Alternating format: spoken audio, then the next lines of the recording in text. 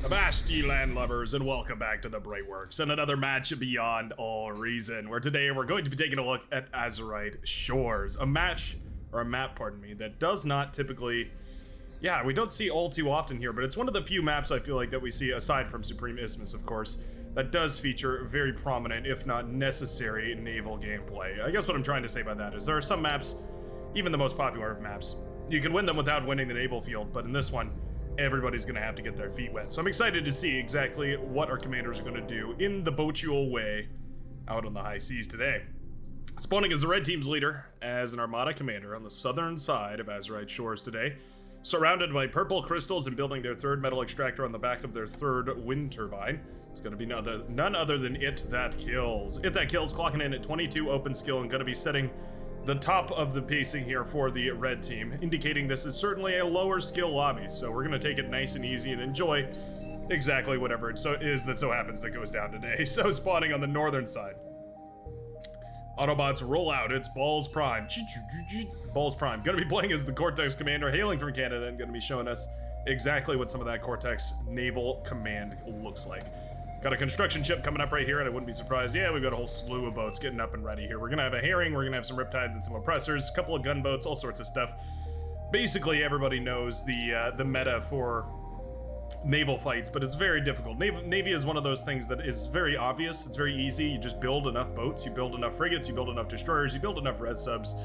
But actually controlling all those units, it becomes really, really tricky. So it's one of those things that everybody tries to practice and eventually figures out, this actually isn't nearly as easy as it seems. Now, one thing about this map is that there's tons of metal. I will point out there's 2.5 metal extractors, so that's going to be, loads of metal, loads more than usual. Well, a lot more metal than you would usually have at this point in the game. And that's going to be great. It's going to mean that a lot more boats can be pumped out here. That's the reason this map is designed that way, is because you're essentially always going to be going for naval units. Pardon me there, clearing my throat. Just enjoyed a delicious dinner. It That Kills here, going into wind turbine. So I love this strategy from both the blue and red commander. Going for a constructor in the backline here to claim the mexes, and then going ahead into the boats after the fact here, although a little bit differently. Yeah, the blue commander actually went into Navy first and then got the constructor from his teammate, whereas It That Kills went for the mexes and all that first and then moved into boats before getting the constructor from his teammate to build the wind turbines and whatnot in the backline here.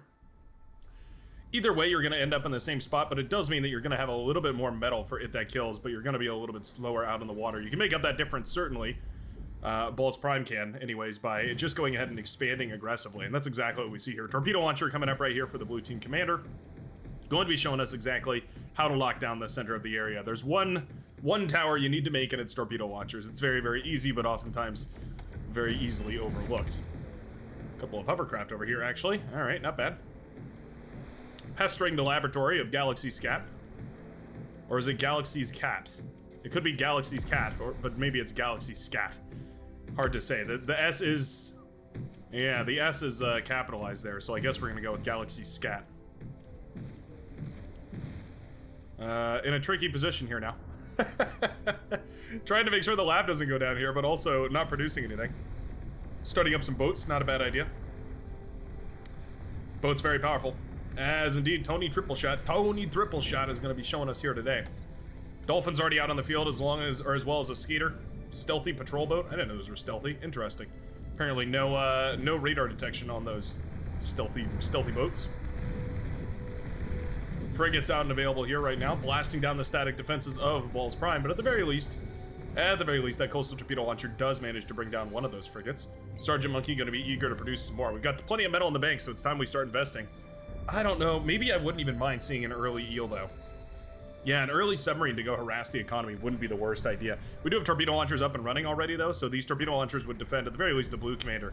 But an early submarine can oftentimes, for armada commanders especially, can get a lot of value.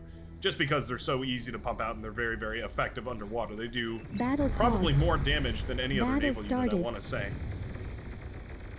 Certainly for their metal cost, they do. Torpedo launcher in trouble here. Yep, there we go.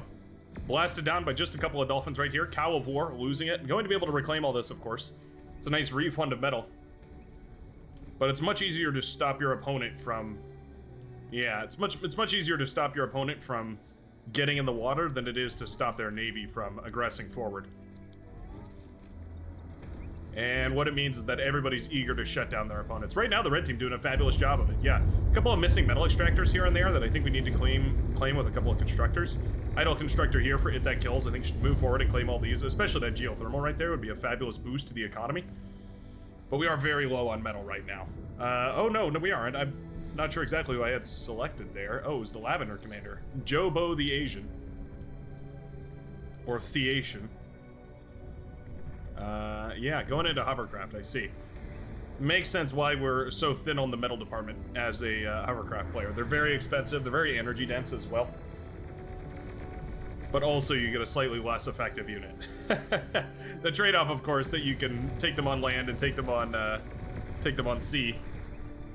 But suffice it to say, they definitely aren't as powerful as vehicles or tanks alone. At least for the cost, that is, anyway. 2 destroyers out now and available for the Hot Pink Commander Tony triple shot and moving in to try and shut down some of the static defense, and I think that's exactly what we need to be doing.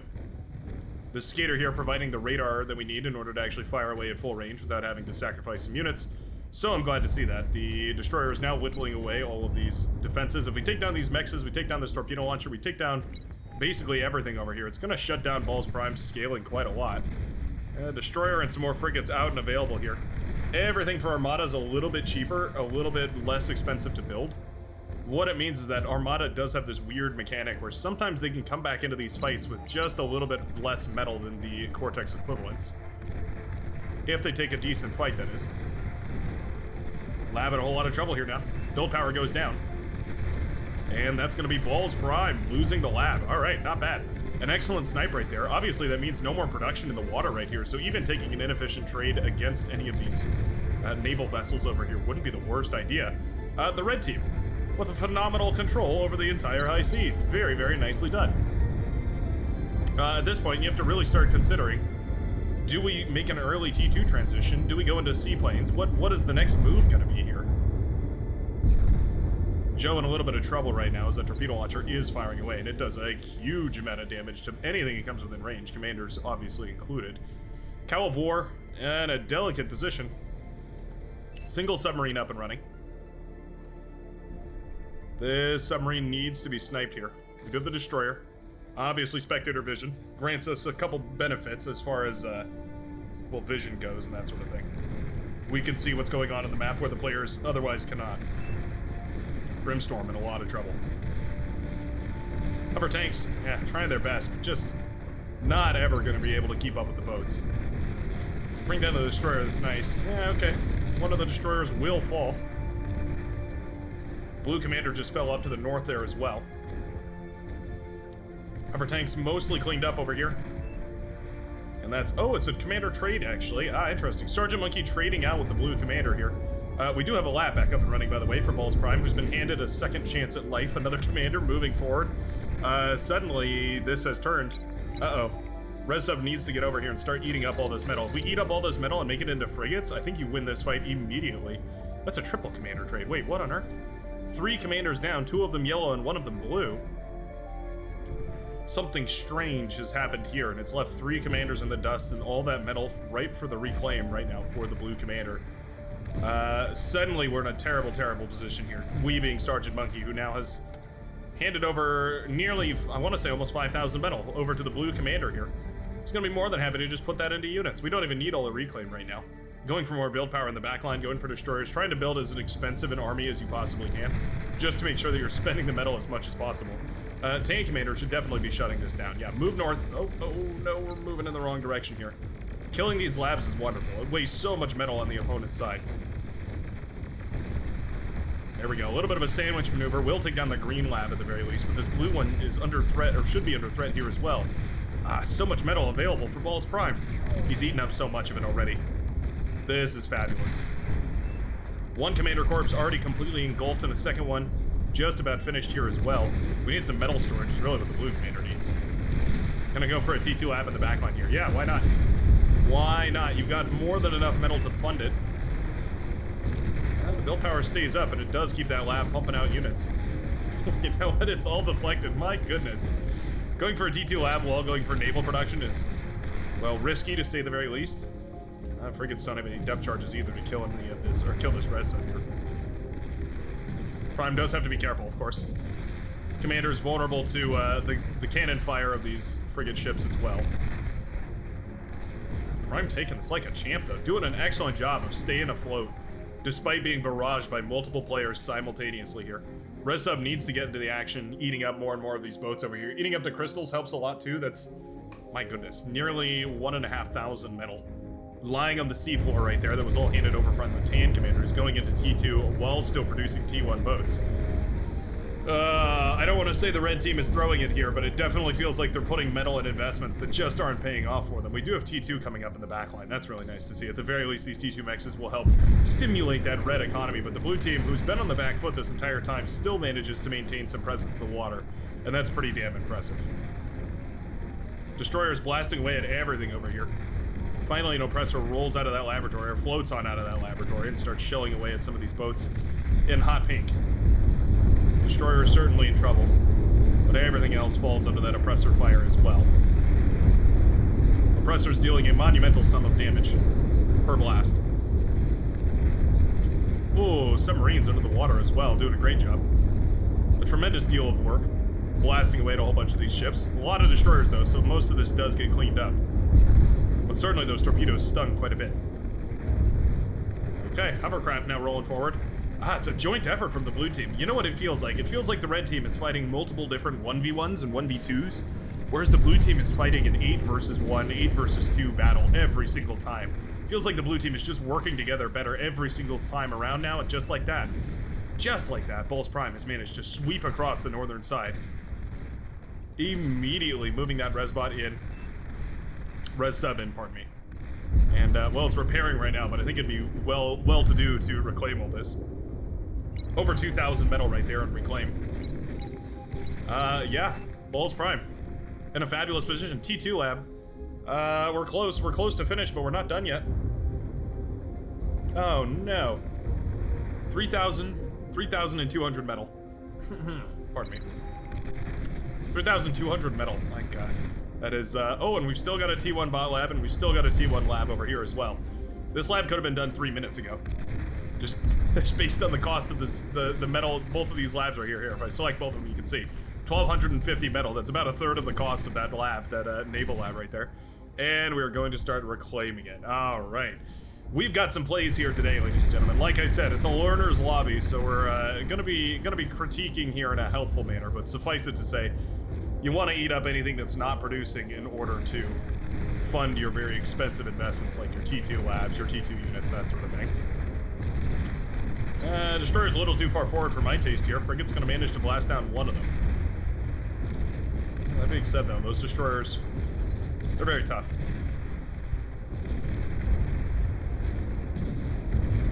Torpedo bombers also coming out of the T2 air lab right here. Whose laboratory is that? Tsar Usher. Tsar Usher going to be, I think it's supposed to be Tsar Rusher. Looks like it's play on words. It's play on words, but Tsar Usher. Maybe they're a big Usher fan. I don't know. Gonna be sending torpedo bombers to go help here. Mass submarine doing some work. I gotta say, the mass submarine actually is putting in some serious work here. If it's nothing else, the submarines are putting metal on the field, and that's always gonna be valuable. Hey, there you go. Huge connections against that destroyer right there too. If we can repair these submarines are they're paper planes. They're very, very glass cannons. If you manage to get enough of them up and running, though, you can start to snowball them really, really harshly. And I think that's exactly what we're starting to see right here from Cowl of War. Northern side has already collapsed, and obviously this is all being reclaimed right here. Even resurrecting the geothermal. Love to see that move. Sparing yourself a little bit of metal and construction time by just resurrecting that energy production right there. And there you go. Almost, not tripling per se, but adding about a third to the metal production right there for the Blue Commander. Lovely stuff. Torpedo bombers kind of missing their targets. Regular bombers hitting theirs. Up goes a big part of the economy of Galaxy Scap. Decoy. Whose name is Decoy. It's not a decoy commander, it's a commander named Decoy. Is idling a whole bunch of these ducks right here. Ducks more than capable of blasting away T1 navies. They're actually probably the most powerful naval unit in the game, as far as submarines go anyways. Yeah, I guess that's not fair to say with capital ships overhearing me, but certainly as far as submarines go, the ability for them to fire in any direction, it makes them quite powerful. build power will be the primary target right here, but that's a lot of boats going down. Those torpedo launchers did put in some good work. Shuriken jumping on this as well to sort of stem the bleeding, as it were. Wow, mass submarine melting away those destroyers. So destroyers are, of course, the hard counter to the submarine, but in numbers like this, there's really only so much you can do. Metal for metal, the Orca does evenly match up against the Corsair. I believe Hornet was the one who told me about that. Apparently, if it's a straight-on fight, metal to metal, if you had the equal amount of metal in each unit, the submarines win.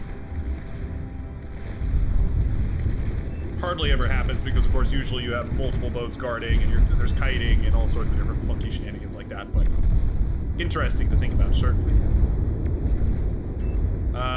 Where is the energy scaling? In the backline here, it's Tony Tripleshot taking over for the Green Commander, who I believe was the air player here. Gonna be inheriting a nice little energy economy, but also spending it now across two different armies. Easy to misinterpret that as being suddenly a fabulous economy, when in reality you're more or less having your economy. Yeah, destroyers chasing down the submarines. The submarines have to stay forward facing, otherwise this doesn't work. And with mass destroyer production, I think we finally overrun the submarines. As effective as they are, the build power has been turned off here. Oh no. Oh no, that's a bit of a missed command right there from Tau of War, who accidentally turned off the build power so they weren't producing. I think if these submarines had continued producing, we might have been able to blast back these destroyers here, but unfortunately not the case. And just like that, the build power goes up in smoke. The destroyers managing to blast down that laboratory, or getting pretty close anyways, 2%. Whoa. Very last shot from that destroyer manages to take down the lab, and I think the depth charges will be more than enough to clean up these submarines now. Southern side won by the red team. Tony Tripleshot running for his life. Bombers coming out to try and deploy across the face of the red commander here. Fighters pulled. Those are proper T2 fighters as well, so we're talking serious upgrades. Upgrades, people, upgrades. Those fighters are going to start blasting down those bombers ruthlessly. Looks like about 2 shots from a T2 fighter to bring down one of those T1 Stormbringers. And they are all gone. Just like that. Very nicely done. At this point, it feels like Prime needs to invest in some sort of amphibious force. Salamanders would be the obvious option, but instead we're going to go for T2 here. Not the end of the world, of course, because once you go T2, you can still contest the naval field. A bunch of Banshees. Ooh, big swarm of Banshees moving forward. That's 10 Banshees in total. They're clumped up quite tightly, though. Oh, anti-air, anti-air. Oh, it was very close. The anti-air got blocked right there by the torpedo launcher. Otherwise, I think it would have done it. And the Banshees lock right onto a metal extractor. A T2 metal extractor, no less. Down they go. Yeah, Banshees, I don't know. Sometimes Banshees look phenomenal. Other times Banshees really don't. Certainly one of those times now. Down goes the purple laboratory. And we're in a bizarre yin-yang naval match. Huh. Words I'm not sure if I've ever said before. But here we are. Bombers, heavy bombers coming across the map right now. And down they go, taking out a couple of wind turbines. And bombing the slag on which they already destroyed. Slightly less than ideal, at least in their death explosion, managing to take some more stuff out. That's always nice. Frigates pushing forward, trying to engage wherever they can. Frigates versus Dolphins is actually a good matchup for the frigates. Dolphins are sort of a very specific timing attack counter to destroyers. If they can get the wrap on destroyers, they can actually blast them down really nicely. Very difficult to do, though. Any commander worth his salt is going to include quite a few frigates in their composition, and that's going to be enough to counter whatever Dolphins you throw at them. Prototypically, anyways. Big old fighter clash over here. Purple commander trading, or hot pink commander trading out forces quite nicely right there, but all said and done, it'll be the Seafoam green commander, no, not Mark H, Herc H, who manages to win that trade. Bombers flying right over the anti-air here. Gonna be an easy target. There we go. Volley after volley, these frigates are firing away at all the rest of the tan units right here for Galaxy Scat, who is critically low on production right now. We have 23 metal per second, and where's it all going? I guess it's just going into boats here. Feels like the economy is lower than usual. It is. We don't have T2 metal extractors. I was like, why is this economy so small? It's because it is. That economy should be about 4 times its size at this point in the game. It is not. It's a serious issue. It's a serious issue. For instance, let me just compare here for sake of the matter. 9.8 metal per second. So about 10 metal per second from each of these metal extractors versus these ones are 2.5. So, I mean, I know that's pretty easy math, pretty light work, but yeah, that's 4 times the economy. And imagine 4 times as many boats barraging your enemy. It's a good thought. It's a good thought. It keeps you in the running, certainly. Buccaneer now heading out on the high seas over here for Bulls Prime, who's starting to send some of those cruiser ships across. Forgot the classification for those boats. We've got res subs patching up a bunch of the boats under the water here. Aerostorm is actually a great resurrection there. Very expensive boats, but very useful.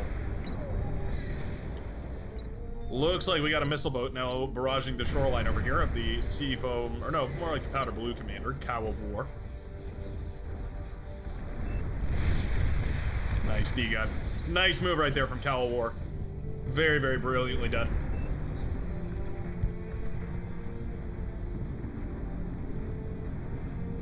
With, oh, there they are. Thought I heard the telltale sign of Banshees. Once again, Banshees looking like they shouldn't belong.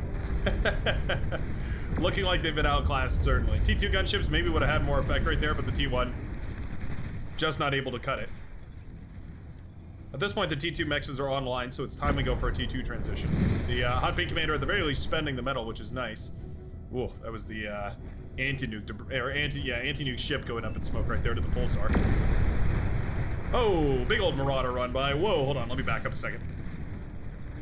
All right, backed off by about 2 minutes here, and there they go. The Marauder moving forward right here. Needed to catch this run by because I think this might have just sealed the deal right here for the blue team. Has been making a fabulous effort to come back into this game. Pulsar coming up on the southern side right here. We just saw that kill the Haven just a minute ago. I know we're sort of time slipping now. Oh, well, they're having a little break. I'll keep my eye on them on the minimap anyways as we check out what's going on around the map. We've got T2 up and running. We've got a fabulous economy coming up and running in the backlines here as well. T3 lab has been set up right here from Happy, and we've got a nice little bit of eco skilling as well from the Orange Commander, but it's time to put it to work. We've gone for 4 APHIS, is more than enough production for Marauder. It's even enough production for most T3 actually. This is a decoy commander. Oh, it is actually a decoy. Huh. Well, anyway, decoy commander aside, the yellow base is in a whole lot of trouble. Wait, was that a decoy the whole time? Oh my god, it was the decoy commander. Oh man, I look like a fool, huh? Somebody go back and yell at Brightworks of the past for me. Leave a nasty comment for me. Marauder pushing into the base of Alexius, who is Alexius 2. Has it always? I swear it always just called the commander by the same name as the other commander. That must be a, oh gosh, what is it called? A spectator only thing. Anywho, base of the brown commander, up in smoke. Yellow commander ravaged here as well. Nothing left of that facility after the Marauder tore across that wind turbine farm. Marauder now in the backline, using their anti-air missiles to take down whatever they can, which is always nice, but also going to be targeting down the air player here, Czar Rusher.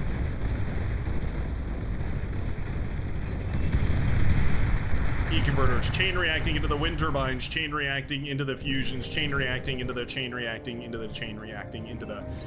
It's a mess right there for the pinkish player, the dark pinkish player. Is that a new color? I guess not. It just kind of looks different on this map, I suppose. The contrast and the gradients and whatnot. But anyways, yeah, the pink air player right here taking a heavy hit right there. Well, I guess they're both pink air players. Oh gosh, the light pink air player, the powder pink air player taking a heavy hit right there to those Marauders running on by. That was a beautiful move right there from the green commander, and we need something like that desperately from the red team. What a tremendous engagement over here. Tremendous in size. Lacking in efficiency, though. Buccaneer's going to be blasting away at most of these boats from long range is quite nice. And, well, you know what, though?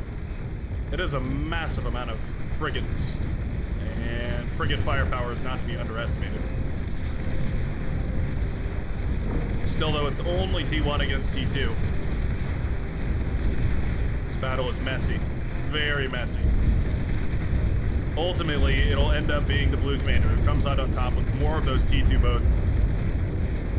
What an exacerbated engagement right there. Certainly feels like a last-ditch effort throw to try and gain some kind of control here. And those Buccaneers blasting away with their twin heavy cannons, firing onto any of these boats that they can find and destroying any submerged vessels that they do see as well. The red team crumbling in both morale and posture here as these blue boats begin to swarm forward. That's a commander without a soul, killed in cold blood, cold as the ocean blue, as the second wave of Marauders gets ready to march on forward. Looks like the powder pink player did decide to tap out of the game. In fact, both pink players decided to tap out of the game. Only took one of them, though, which is interesting. Not sure why you wouldn't take both players if you're going to take any of them at all, but anyways. Sergeant Monkey apparently holding out hope. Your fusion reactor, just 4% away from complete. Luckily, a constructor will get on top of it, but there's a whole bunch of Marauder moving in. We need a miracle of a D-gun. Oh, and that's just what we got. Brilliantly done.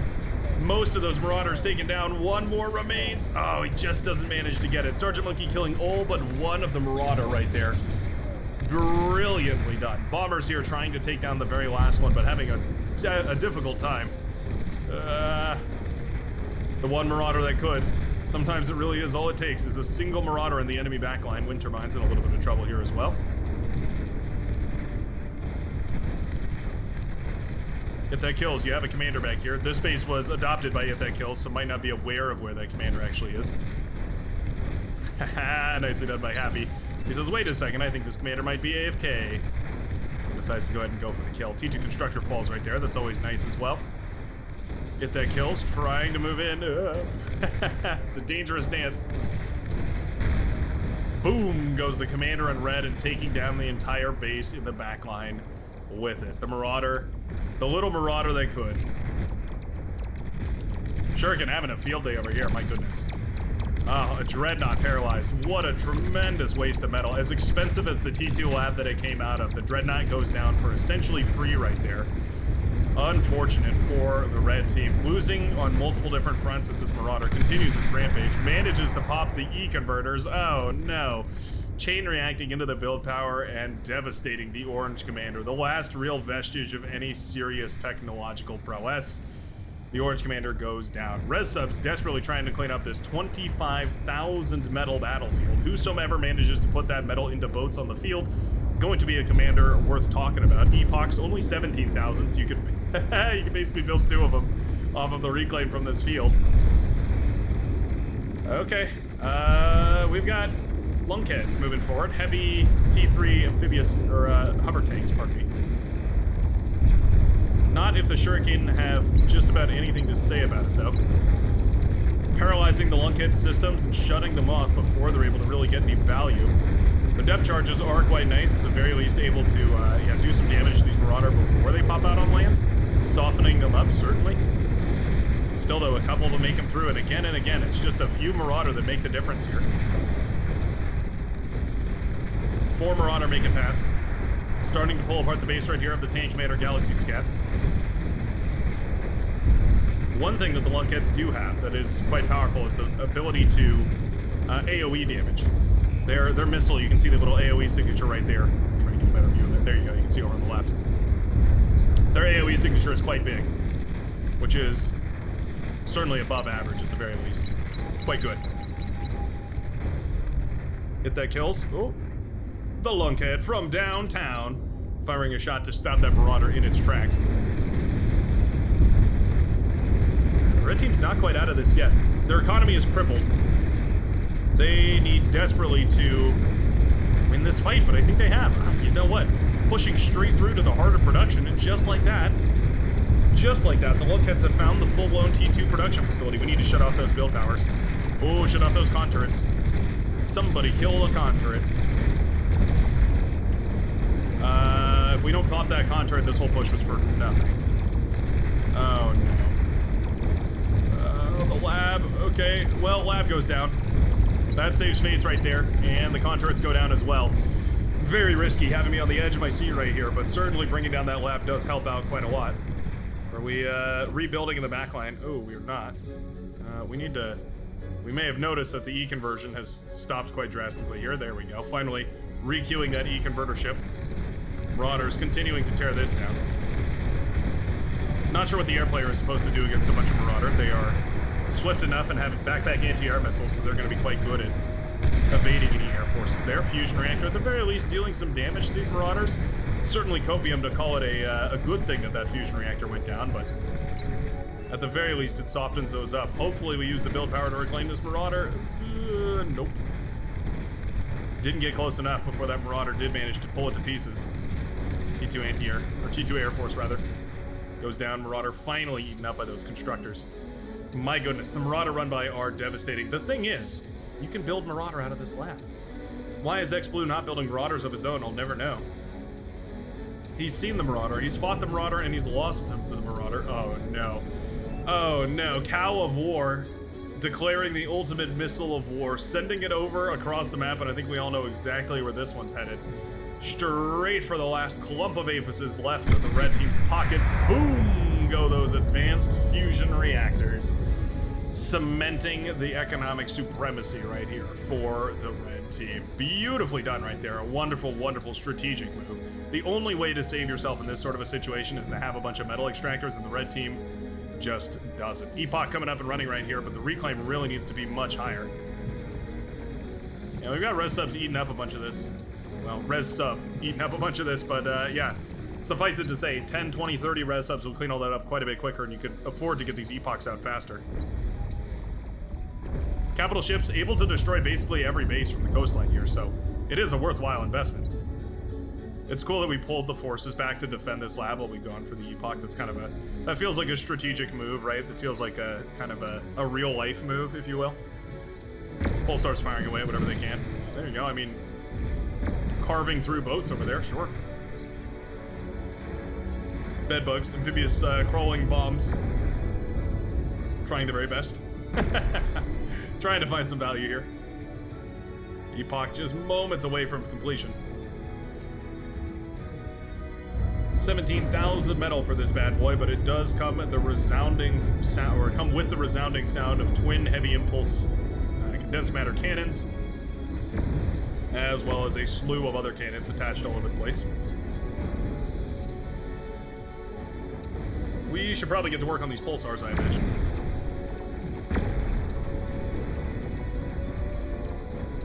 Anti-air cleaning up those shuriken quite nicely here as well. Taking down these pulsars would be quite nice. Marauder run by coming through now. I was gonna say, where are the Marauder in the backline, but that's right, that base got completely shinuked. At this point, the blue team's economy about 4 times the size of the red. Loads of metal extractors missing all over in the backline, accounting for a large portion of that. We need this capital ship to start working. It needs to start pulling apart these bases, but how much of these can it see? Oh, not much at all, actually. Yeah, can hardly see any of the bases over here. Calvor in a little bit of trouble. Now Lunkheads, again, with their superior AoE, actually can kill cloaked commanders pretty easily. One of their interesting superpowers. There it goes. Down goes the commander for Cow of War. Marauder popping up behind the base of it. That kills, though. Gonna find the T2 production facility of the red commander. Starting to pop the build tower just like that. No more of those T2 units will be coming out. Torpedo launchers trying to clean up a bunch of the Marauder over here, but there really is only so much that they can do. It's a fabulous T2 Navy over here for the tank commander who's resurrected most of it and put it on the front. In fact, almost all of it. Yeah, every one of these boats resurrected right here by the tank commander. Not bad. Galaxy Scat getting back into this game the good old-fashioned necromantic way. Looking for every opportunity possible.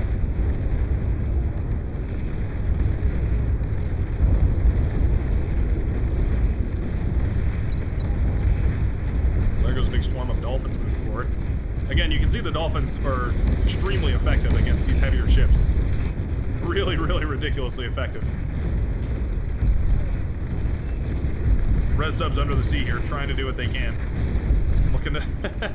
I think we need to reclaim. What if we just, yeah, reclaim the boats? There we go. They have so much build power, those res subs. You may as well. Oh, that's hilarious. There we go. Yeah. Eating up these boats. That feeds quite a lot of metal back to the team, actually. Like a ridiculous amount of metal. I mean, these are 3,400 metal apiece, and you manage to dismantle them. You get all that metal, so suddenly the economy of the red team shoots up the sky.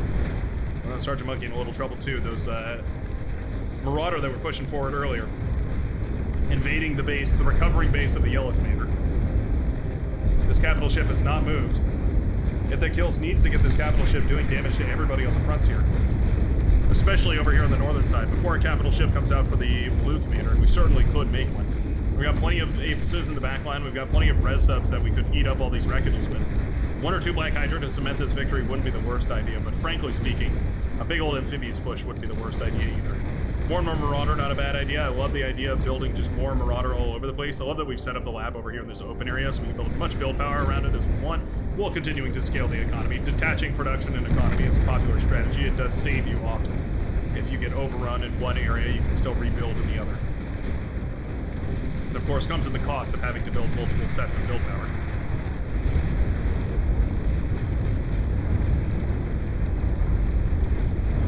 Capital ship finally getting a move on. A little bit.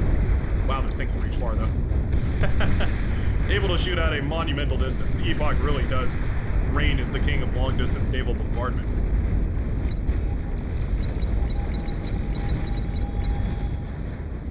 Nuclear bomber coming out. Shut down quite nicely right there. These constructors not working on build power here for some reason. There we go. Looks like they were getting in each other's way. The naval constructor is a weird glitch where it has to pull its little build tool out and then put it away every single time. But it looks like, aside from my rant, the red team finally yields under the weight of the blue without really a finishing move here from the blue team, but enough slow and atrocious damage, whittling down the forces and the morale of the blue team, or of the red team, until eventually it'll be a blue victory. Thanks a ton, everyone, for watching. I sure hope you enjoyed this naval escapade back and forth between these two teams as they learned how to get their wings, or their sea legs, maybe a better word for that. And maybe you found it useful as well. If you did, feel free to leave a like and subscribe and all that good stuff down below. It does help the channel grow immensely, and I think that helps BAR grow as a community as well, so I'm always thrilled about that. I hope you have a great rest of your day, though, and I will see you in the very next game of Beyond All Reason. Peace out, everybody.